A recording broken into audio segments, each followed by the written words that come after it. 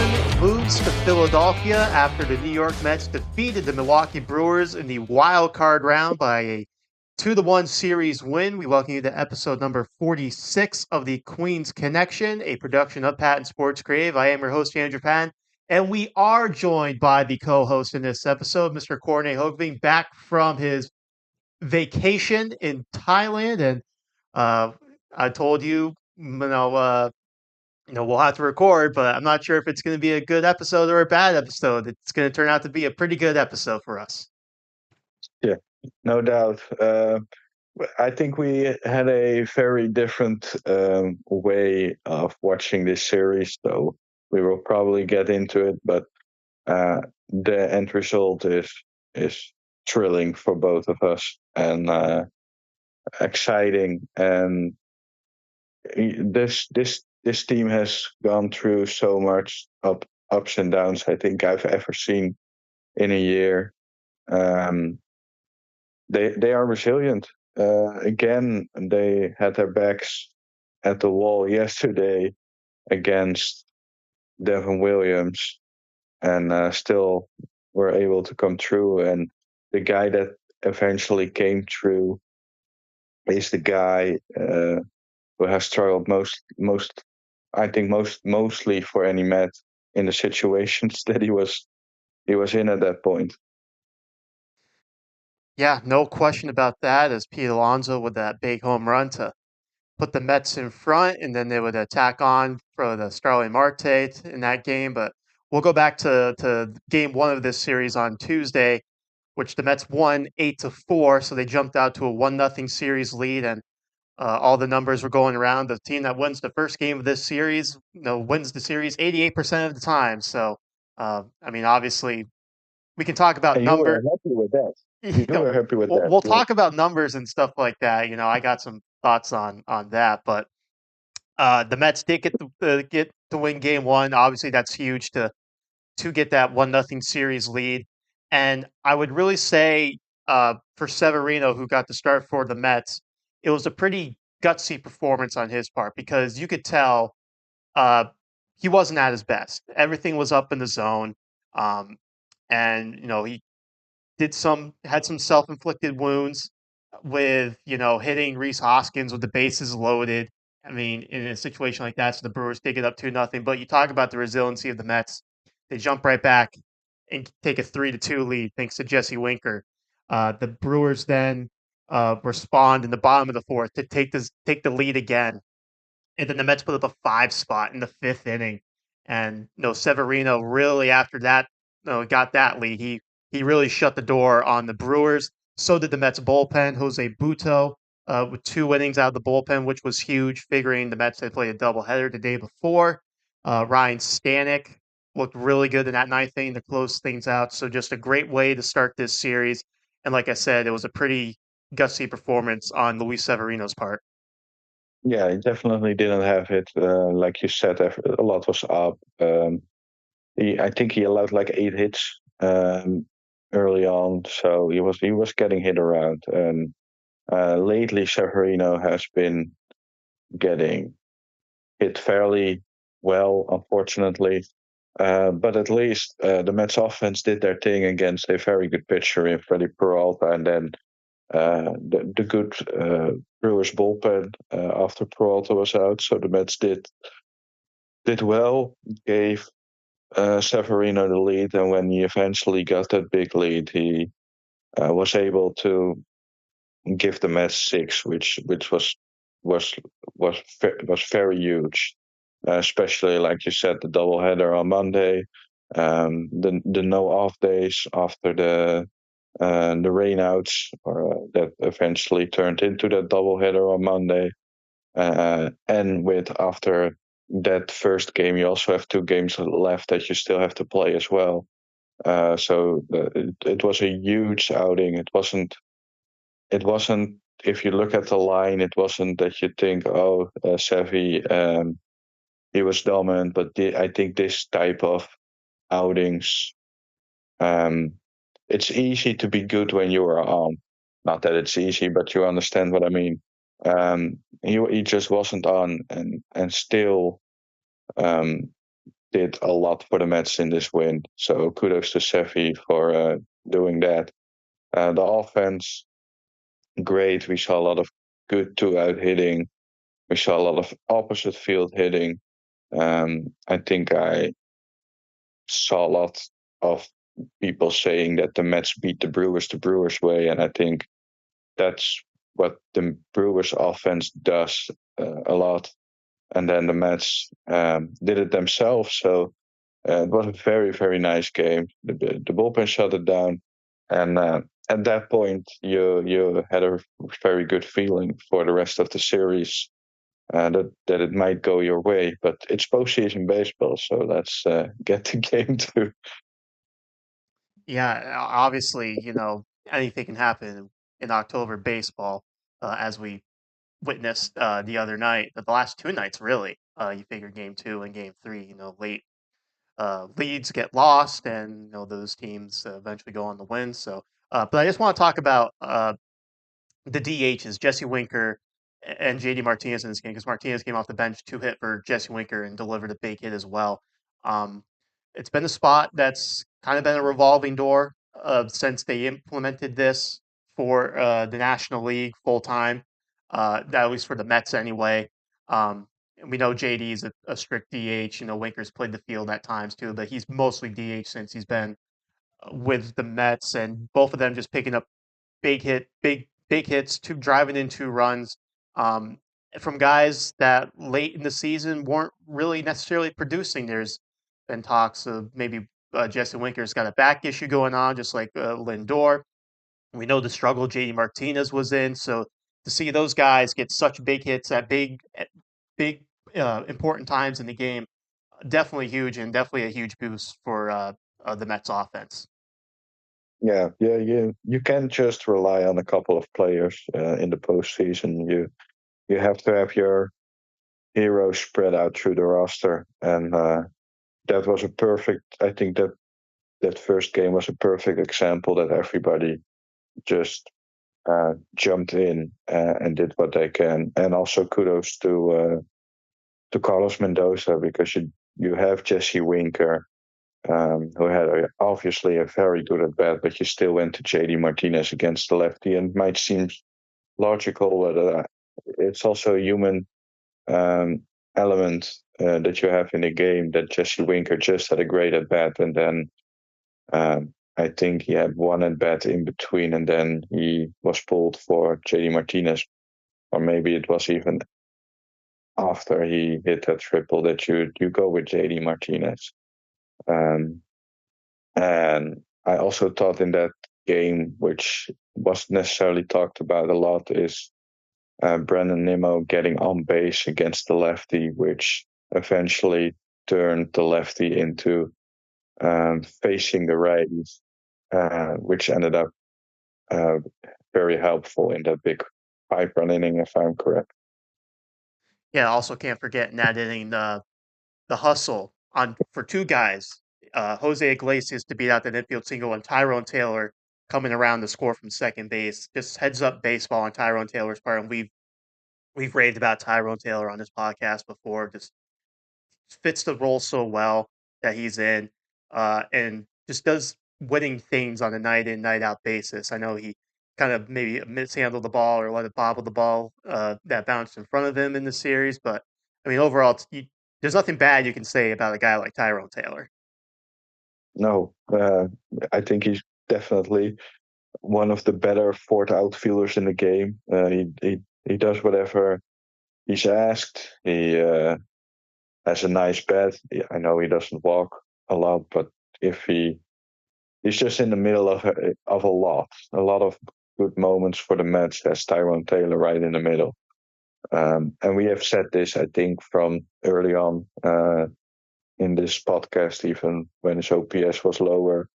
It seems like Tyrone Taylor is a team player and a guy that makes things happen. And again, it's fitting that Tyrone Taylor was in the middle of that great hustle on that ground ball. Iglesias, great hustle, huge play, and Yeah, speed kills. That's what the Brewers have been doing, getting the ball in play and using your legs, and the Mets did it there. So I think this struck the Brewers a bit. Uh, yeah, so a very very good ball game. No home runs. Winning 8-4 is shows that you had a pretty nice offensive showing. And no question about that. Also, should mention Mark Vientos had 2 hits and 2 RBIs. So just an overall great night for the Mets in Game One. And to bring it back to Jesse Winker, we don't have to hammer on this one for too long, but definitely seemed like this was personal to him for whatever reason. We know he was with the Brewers last year and didn't necessarily perform well. I know he got drilled in the series before. Um, so there's probably something there for Jesse Winker, but you can tell game one and game three with his. I mean, he's already an emotional player, uh, but this had a little extra. He had a little extra pep in his step, I guess, would be a way to put it against the Brewers. Yeah, this definitely happened something last year when he was in Milwaukee, which Jesse Winker wasn't necessarily happy about. I think that's a fair. I'm not really a guy that likes to assume what people think, also in baseball, also in clubhouses. But I'm like 90% sure that there's a history between Jesse Winker and the Brewers, how they handled him last year, which Jesse Winker didn't necessarily like. Yeah, I think there's definitely something there. So Jesse Winker with a big game in game one, and the Mets were looking to sweep the Brewers in game two. Unfortunately, that did not happen. The Mets did get out to a 3-1 lead at one point in this game. The teams traded runs in the first, and the Mets, like they had done a lot this year, they respond quickly. They put up a 2 spot in the second inning, and it was pretty quiet for the next couple innings until the Brewers did tie the game in the fifth. And then things kind of got blown open in the eighth inning for the Brewers, with the Mets trying to hold on to a 3-2 lead. Jackson Churio, who just had a very impressive series for the Brewers, ties the game. And then Garrett Mitchell puts one out against Phil Maton, both home runs in that eighth inning against Phil Maton, to give the Brewers a 5-3 game two win. Obviously, the Mets had some chances in this game offensively. We talked about how good they were in the first game. They unfortunately couldn't cash in some chances in the second game. Left the door open for the Brewers to make that comeback. And just a disappointing outcome in game two. I'm sure we'll talk about Phil Maton in that decision, but this game was started by Sean Manaea, who gave the Mets 5 good innings, 2 runs on 6 hits, no walks, 4 strikeouts. Did allow the leadoff home run to Jackson Churio. Uh, but Manaea, I thought, was pretty good in this outing. Obviously we've seen him pitch longer in the games, but um, the postseason is a different animal, as we saw with Freddie Peralta in Game One, who retired 9 in a row and then got taken out, and after just 68 pitches. I mean, maybe Mendoza could have sent Manaea out there for another inning, try to get some length out of him. I don't know. I'm not going to kill him for that. But I thought Sean Manaea was pretty solid in Game Two for the Mets. Yeah, the postseason baseball, like that, is different. They're looking. I think they're looking more obviously at they need this game. So if they have a number um, of how much time through the order, etc., um, they stick to it, and I think it's a little bit less um, feel for the game. It's a little bit more. This is the plan, and we're sticking to it in postseason baseball. Um, and that was the plan. Manaea did his part, pitched really well for 5 innings. I wouldn't have minded him going out for the sixth. I don't really remember what the pitch count was, um, but yeah, it is what it is. It is what postseason is about. And like you said, we saw it with the Brewers. There's just no limit for error. That's why, and that's a little bridge I will make. But I think we both had, for that exact reason, looking at the numbers, looking at the situation. we had expected a different arm going out there in the eighth, instead of Phil Maton, and we both said that in the chat before the decision went to Maton. It's not necessarily a decision I would second guess, but in that situation, I think you go with a different arm in that eighth inning. Yeah, we can jump into the Phil Maton discussion there. Sean Manaea was at 86 pitches, so you're kind of on that border of, you know, you could send him out there, but is he maybe running out of gas or something like that? So, kind of a Yeah, weird, kind of almost a little bit of a no man's land number, I would say, when it comes to pitch count in the postseason. Obviously, it's the regular season. Um, I think he yeah, probably goes back out, but postseason, yeah, it's 100%. it's a like we said, it's a different animal. Well, as you said, the risk that he gets out of gas is a risk you take in a regular season, but do you take that risk in a do or die game? Because you mentioned if he comes back out with that pitch count, he might get out of gas, and I think in the postseason, the word might. They try to be ahead of that, and I think that was the same with the Brewers and Tobias Myers in yesterday's game. He went five, was tremendous, but they look at the numbers and they said, oh, well, he definitely pays a third time through penalty. Um, so are we going to try to get another inning out of him or just say, you know what, this is what it is? And this is what the numbers say. And instead of trying things, just the numbers say this, so this is what we're going to do, dot, and not um, make the decision more about feeling. Yeah, yep. I would definitely agree with what you're going with there, and obviously for the Brewers' sake, anyway. As we saw, they took their starters out early, but they got you know, I mean, statistically, it was I believe the best bullpen in the National League. I know the Padres bullpen is pretty good as well, but they had to kind of go out and acquire arms to upgrade that. I mean, the Brewers had this from day one. So when you have the arms that they do in that bullpen, it makes it a little bit easier to yank your starter after 4 or 5 innings or 2 trips around the order or whatnot. But we'll transition back to the Mets bullpen and we'll get into the Phil Maton of it all. Pitched that eighth inning. Churio takes him deep, and then eventually Garrett Mitchell kind of seals the deal a little bit. And I know the Mets were only down 2 runs, but with the way that the momentum just shifted so quickly, it kind of felt like this might be a little bit over, which it eventually was. But Maton had been used a lot lately. And he's got postseason experience. He's very successful, but like I said, the usage of him lately has been a lot.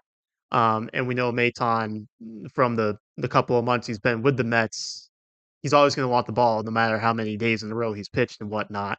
And he is one of your higher leverage arms. He is in the trust of Carlos Mendoza. I mean, he's basically the setup guy for Edwin Diaz. But we kind of saw on that in the game on Monday, first game of the doubleheader, when the Braves in that eighth inning faced him. Some pitches were up in the zone. We kind of saw the same thing in this outing. So you wonder if he's just a little out of gas right now, being used so much.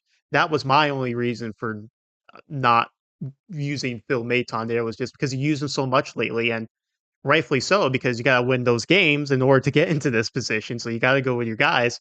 Um, but with Phil Maton and how much he's been used, it's I don't want to say it was the wrong move, but I don't necessarily think it was the right move. I know in the post game Mendoza said Diaz was available for a few hitters, so a few hitters, that's kind of a loose term. A few hitters could be, if someone gets into a jam, he comes in and gets one out and we're out of the inning. So they were kind of, at least in my mind, a little vague on Diaz's availability there. So, perhaps Diaz was not as available as maybe some had speculated or reported.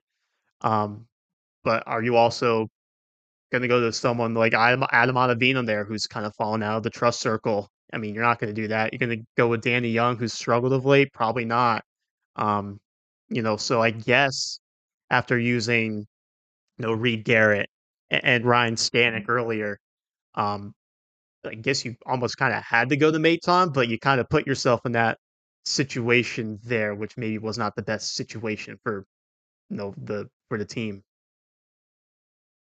No, I think with the top of the order in the eighth inning, Maton has been tremendous for us. Let me put it that way first. I know he had that bad outing in that game one doubleheader, but overall it's been very good, and he's part of what makes us successful. He's also a guy who I don't see falters due to pressure as well. A guy who's had great postseason experience, who does his thing when the pressure is on, but he just didn't have it.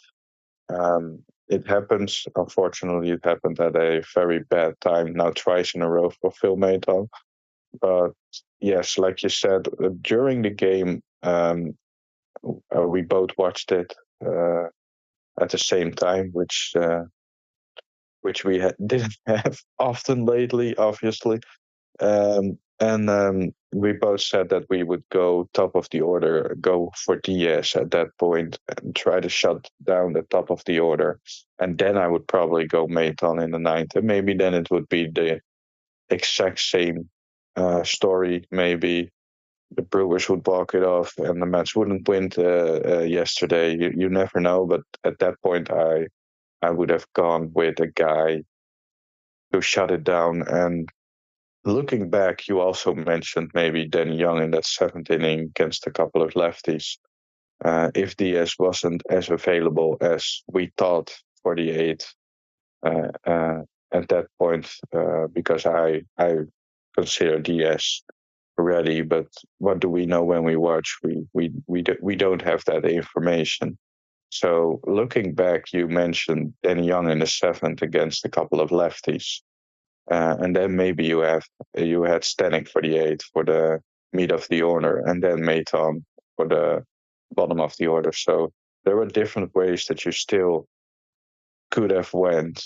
Um, but yeah, if DS wasn't as available as we thought, it was a very tough game to win with a one-run lead against a Brewers bullpen, which the Mets in this game couldn't get a couple of chances to get some more insurance runs. So one run lead for like 4 innings, excuse me, against this team with that good of a bullpen is tough, and eventually it just wasn't enough. No, unfortunately, it wasn't enough. Another option we had discussed too a little bit was, do you send Reed Garrett back out for another inning? We had discussed that. Now my anxiety was already high, so when Reed Garrett comes in, it gets a little higher just because you don't know what you're going to get with Reed Garrett. He could be effective like he was, or he can be a little bit of a wild stallion, which he wasn't in the stallion, which was good to see. But there's always that kind of unknown with Reed Garrett, I think is a way to put it. So, but he was good in the stallion. So we bantered about, well, mostly you did, the idea of at least sending him back out there to start uh, the seventh inning, and obviously they didn't do that. They went to Stanek, so it looks like there were maybe some other ways to manage that game with the bullpen. But Mendoza did what he felt was best, and just didn't work. So you have to move on and live another. You get to live another day because you got a game three the next day, and um, what a game three it was, to put it lightly. Um, you know, uh, it's funny because I look at this series, and maybe we can elaborate a little bit more on this after we talk about the game. But it felt like the guys I had been the most critical of all season were at their absolute best in this series, which I'm very happy about. But it's nice. It's a nice little slap in the face to me, I guess, or a big middle finger to me, or whatever. So, um, but we'll It discuss did that. cross my mind, Romeo. It did cross my mind. I I don't doubt that one bit. Uh, but let's go to this game three here. started by Jose Quintana. Obviously, one of the guys that we had been, or mostly I've been critical of, but there was a stretch at least when you were kind of a little bit unsure about Jose Quintana as well. You believed a little bit more in the track record than I did, um, and really since that White Sox start, where yeah, he didn't allow a lot of runs. He only allowed one run, but we both kind of said he wasn't very like good.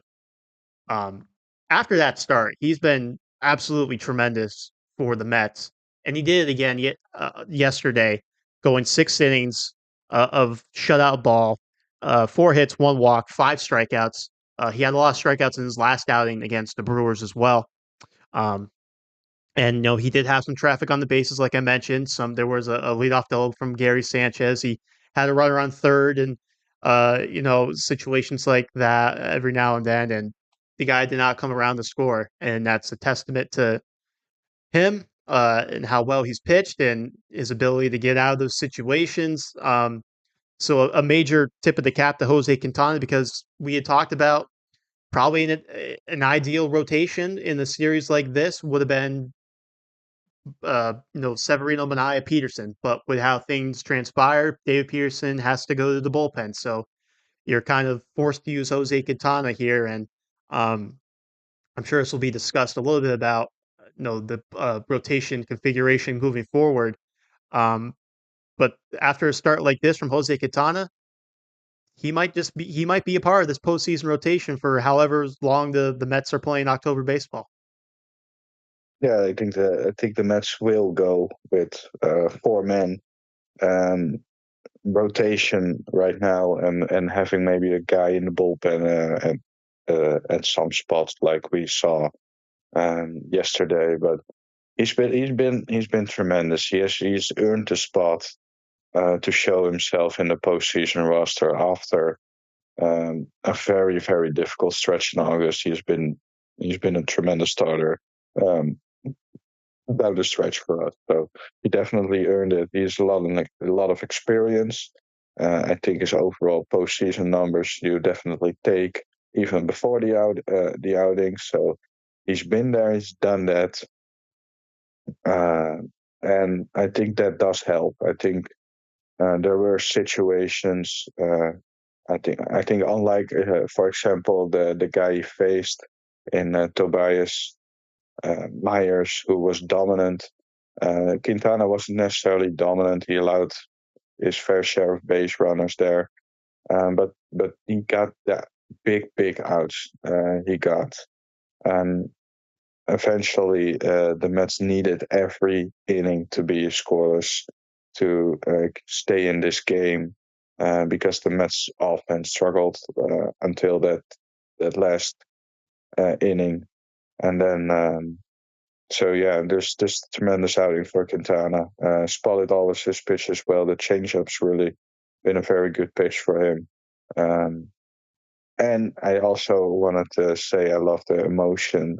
We don't necessarily see uh, Quintana get that fiery on the mound after that strikeout to end the sixth inning, and I love to see it. Obviously, we see that players care, but in postseason you see a little bit more on the field how much they care, and I always think that's tremendous to see in these type of spots. Yeah, so 6 strong innings for Jose Quintana, like you mentioned, go up against Tobias Myers, who shut down the Mets order, other than Francisco Lindor, who had 2 hits off him. And the Mets offense was really shut down to that ninth inning, like you mentioned. Um, the Brewers offense was getting shut down as well by Jose Quintana, but after 6 innings, he was done. They brought in Jose Buto.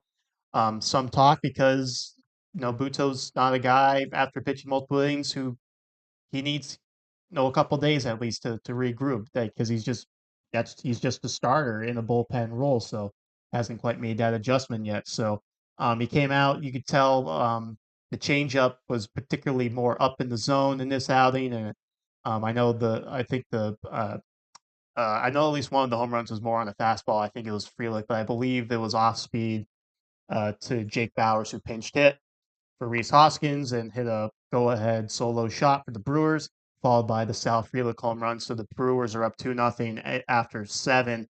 And this is when win probability does not mean jack. Uh, the There we Mets, go. the Mets Well, after.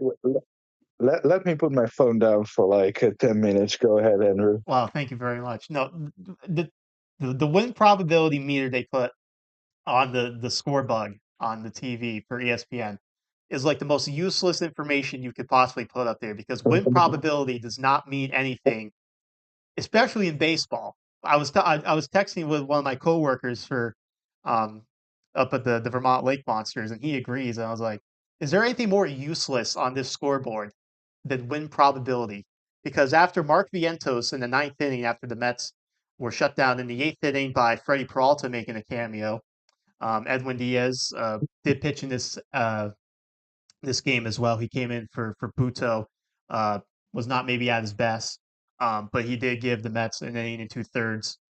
Struck out three, so he shut that down pretty quickly. So the Mets went into that ninth inning down 2-0. Lindor gets the leadoff walk, which was a great at bat. But what I was getting at was the Mark Vientos. He struck out after Lindor walked. The Mets win probability 8.3%. I mean, yes, it didn't seem like the Mets were probably in the position to win this game, but I don't know how you can calculate stuff when it's a game played by humans and not numbers.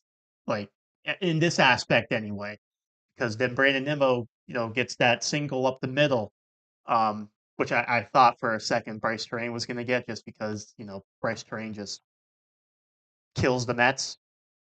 He's a pesky player with his 655 OPS, but gets big hits against the Mets. Um, Yes.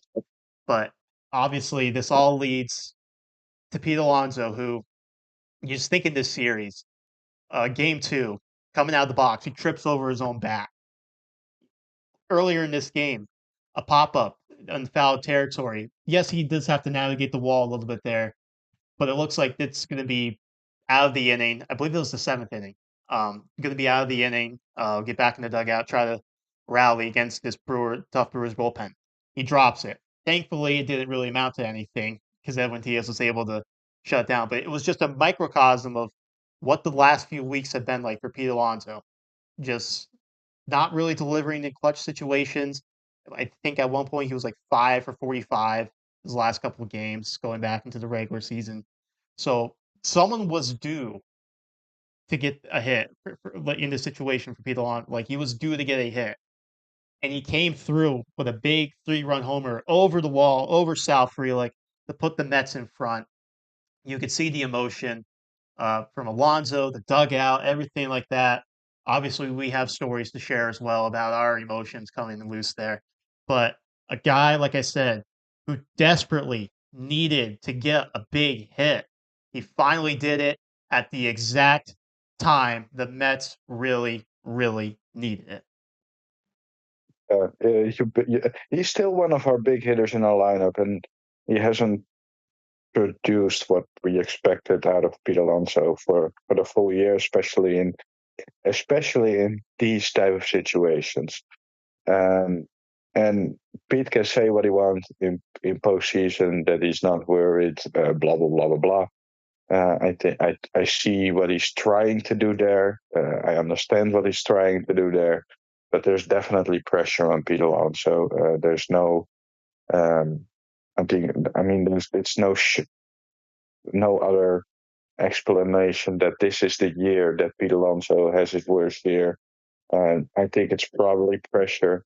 I don't know for sure. It's still assumption, but I think it's partly the pressure that Pete Alonso and not getting the contract with the Mets and now trying to get a big contract in free agency with an agent that is pretty known for trying to getting big contracts for his clients.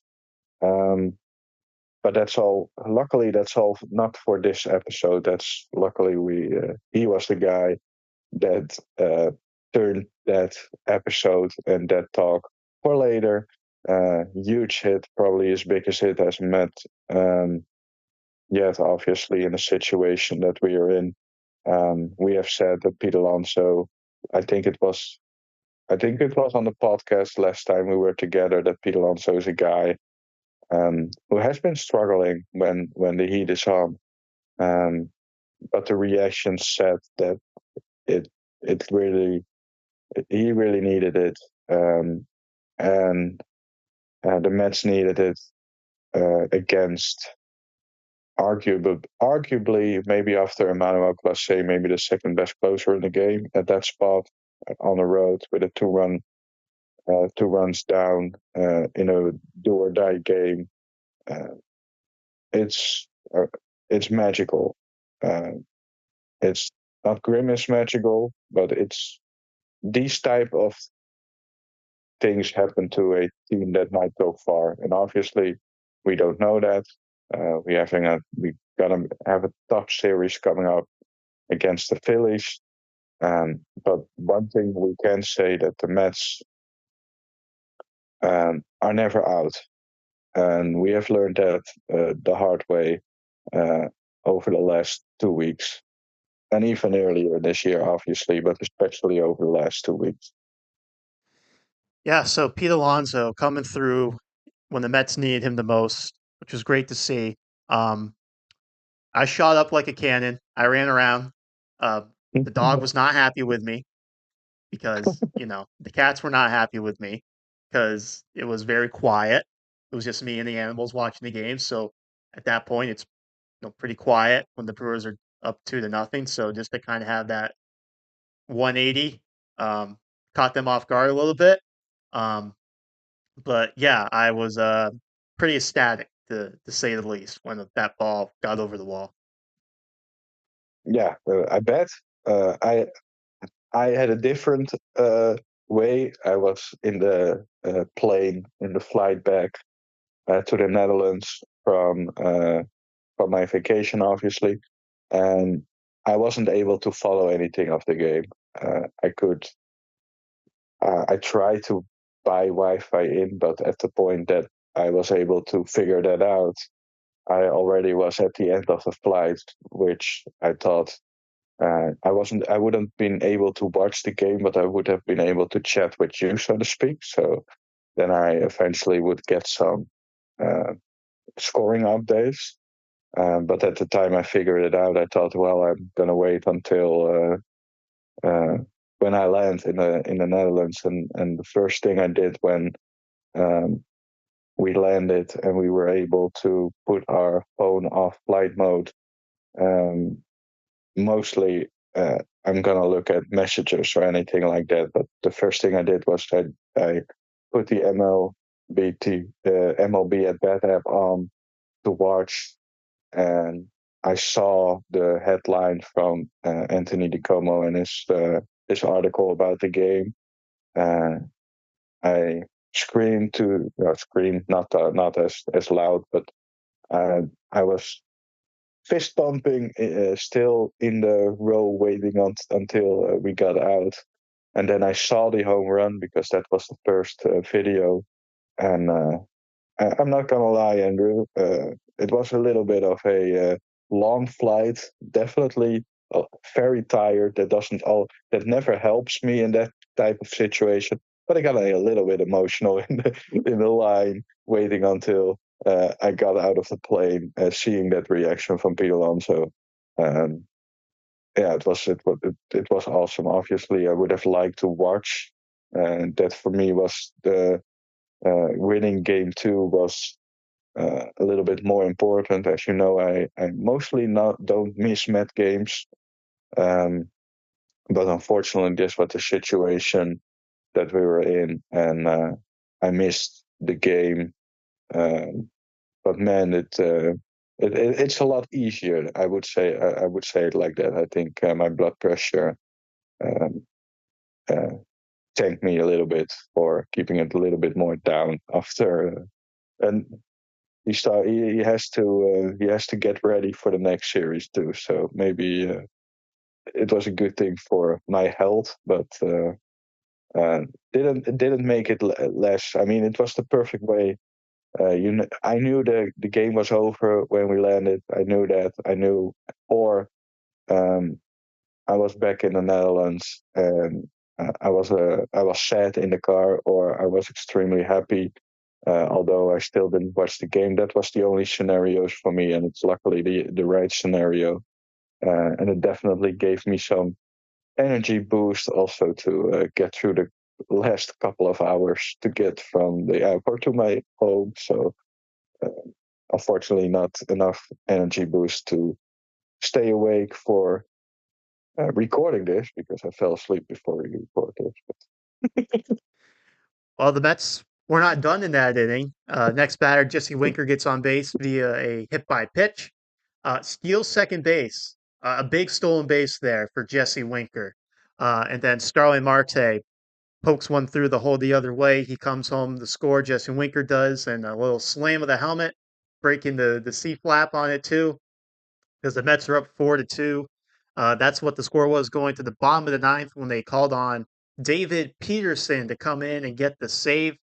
Frelick led off the inning with a single, but he struck out Joey Ortiz. And oh boy, the Met killer Bryce Terrain coming up at the plate in that situation. I was not happy to see him there, but he lines one to shortstop. Lindor plays it on the hop, takes himself to second base, throws to first to beat the speedy Terrain to seal the deal. The Mets win 4-2, punch their ticket to the National League Division Series against the Philadelphia Phillies. Quite an ending to the game there, to say the least. And how about David Peterson, who hasn't come out of the bullpen all year, comes out in that situation and gets three big outs to just punch the Mets ticket to Philadelphia. Great job by him.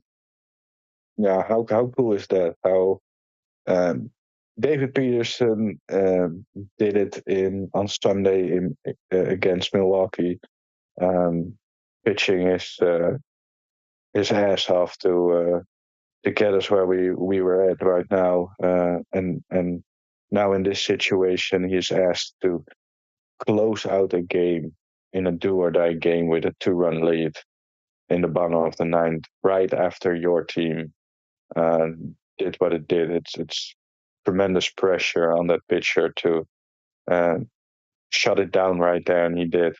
Um, Luckily for you, by the way, Sal Frelick was on the first pitch, right? So uh, you didn't have to be that nervous for Sal Frelick. It was done very quickly, and so that's a plus.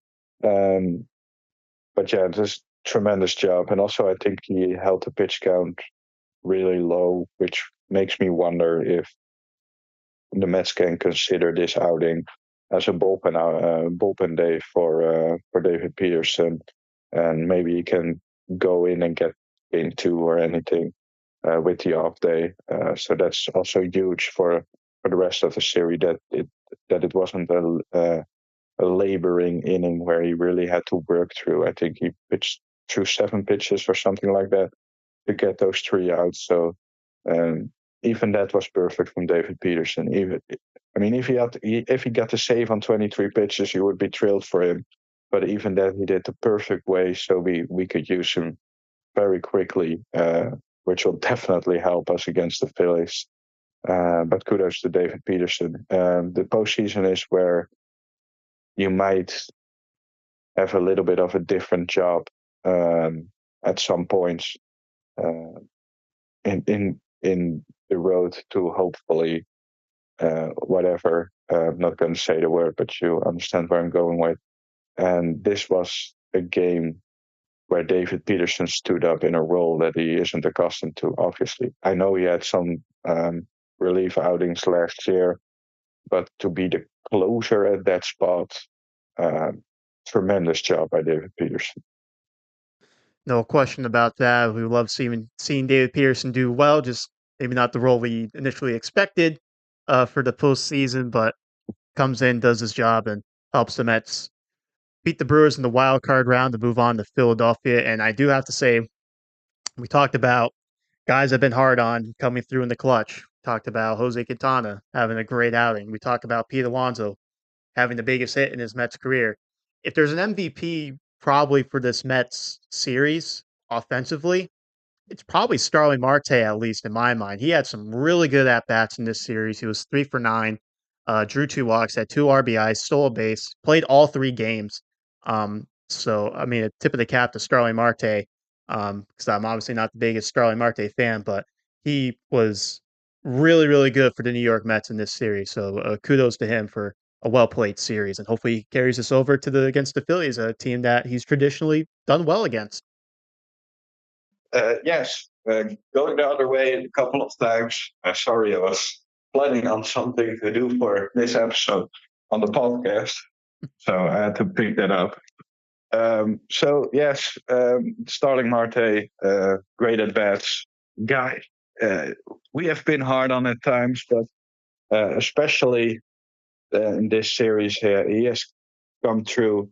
And for me, you know, after I was thinking after David talking about David Peterson closing it out, it was a perfect spot because mostly I do a little bit of champagne with the Mets after the game, but of course I wasn't able to do that tonight. So Andrew, I thought if I'm able to pop the champagne to hopefully hear it on the podcast, Well, let's see how well this goes. Oh, goes very well. I heard it. At least I heard it anyway. Hey! So And I didn't spill all over the bed, so that's great. there you go. Uh, Perfect. let's go Mets, buddy. Well, hopefully there's more champagne popping coming for the Mets as they now have to face the Philadelphia Phillies in the National League Division Series, and we know how tough the Phillies are. I know the Mets did take 3 of 4 in their last series at Citi Field, but this is one of the best offenses in the game, one of the best pitching staffs in the game. Their bullpen is not what it used to be. It's a pretty good bullpen. Um, and we know Zach Wheeler is going to go game one for the Phillies. We'll see some combination of Nola Suarez, Christopher Sanchez if the series goes more than 3 games, because obviously NLDS best of 5. So the Mets are going to have some tough pitchers to face, just like they did against the Brewers. But maybe these are some more household names in the Phillies starting staff. And like I said, it's a very potent offense led by Bryce Harper.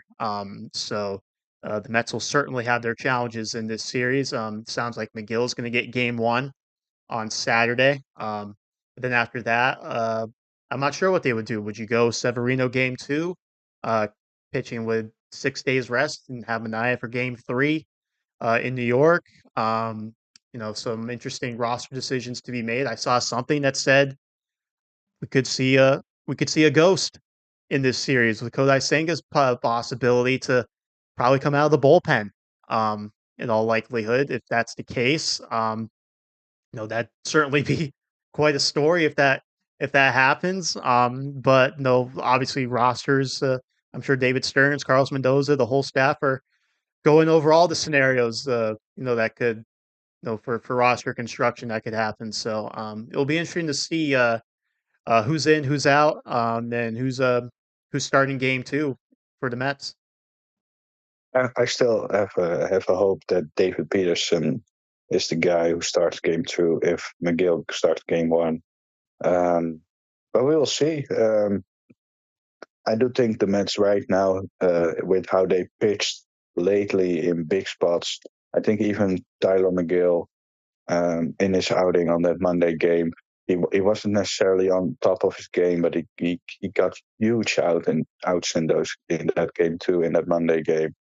Um, so I have confidence in all of those 5 guys, and that's honestly the first time I think I have said that uh, with including Tyler McGill. But I think lately he has stepped up. So I have confidence in Tyler McGill to at least keep this Mets team in the game against Zach Wheeler. And we have seen the Mets do well against a couple of those arms. I think we have hit around Aaron Nola the last time we faced him. We hit around Ranger Suarez enough. I think Christopher Sanchez, if I remember correctly, but I'm not 100% sure, had one really good, but also a start where we did some more things against Christopher Sanchez. So it will be an interesting series. I definitely don't see it um, as an easy one for the Mets. I think that's obvious, but I think the Mets have a solid chance to get through. and the Mets have been playing really, really good baseball. Obviously, after that May, and I think the Phillies have done that too. But I think overall, the Mets for that period of time have been a better team for a longer, for a longer time, since the Phillies obviously had that big lead early on. Yeah, I also don't discredit the Phillies knowing the exact position that the Mets are in. This is where the Phillies were back in 2022. I mean, this was a team in, I mean, just in August alone. I mean, even later in the season than the Mets when they had their turnaround, that a lot of people didn't think were going to make the postseason. They go on the run they do. They get there to sixth seed, and then they just continue their momentum into the postseason all the way to the World Series. So the Phillies know exactly the vibe the Mets have right now because it's what they had a few years ago. So they're going to be eager to shut that down, not just because it means the Phillies are going to helps the Phillies cause for their postseason run, but um, when it's a division rival, it's a team that's just up the Jersey Turnpike. There's a little bit more to it. So this will certainly be an entertaining series. Um, for not just the players, but the fan bases as well that aren't particularly fond of each other. So um, it's going to be quite the series. I mean, not the talk about the Dodgers and the Padres because we're a Met centric podcast, but both these NLDSs, the fan bases aren't, like I said, they're not fond of each other. It's like the Brewers or the Padres are already limiting ticket sales to basically San Diego, and that's it. Which I have thoughts on, but we'll say that for another day. Um, so it's going to be quite an interesting playoff round in the National League. I was funny that I wanted to mention that the NLDS, I think, is perfect how it's set up for postseason baseball. Mets, Phillies, Dodgers, Padres, and I do also believe that if I have to guess right now, I think they both could go to a 5-game series. I think the Padres obviously have been tremendous. I think the Dodgers have their fair share of issues there. So that's not an easy series for the Dodgers in any way of the imagination. And I think the Phillies Mets is also a pretty interesting one. So I'm pretty excited. I hope, obviously, that we end up getting through, but it's going to be a nerve-wracking, and hopefully we have the same type of feeling at the end of the NLDS, and we can pop a champagne again on this podcast. Any excuse to drink. Oh, that's the way you put it. That's Yeah. the way I put it. I have my narrative I'm going to put out there. So Sometimes I say I don't drink that much, but I think on the vacation I drink my fair share. So for right now, you're right, Andrew. well, I know you're tired. I know you want to go to bed. Yes. Hopefully get your body clock back to where it's supposed to be. Yes. So I think this is a good place to wrap it up. So we thank you for joining us, Mr. Corne Hogovine, and I know you'll definitely be tuning in these next couple of days for some more Mets playoff baseball. Yeah, back live. I hope, if I'm not blacked out like 2 years ago in the Netherlands, but I don't think that's the case this year. So I'm definitely ready for this weekend. No question about that. Well, we thank you for listening to episode number 46 of the Queen's Connection, a production of Patton Sports Creative. Make sure to follow us on social media, Twitter, Facebook. Just search Queen's Connection. We'll pop right up. And make sure to like and subscribe wherever you listen on Spotify or YouTube. So we thank you for listening. And we will talk to you after this National League Divisional Series against the Philadelphia Phillies.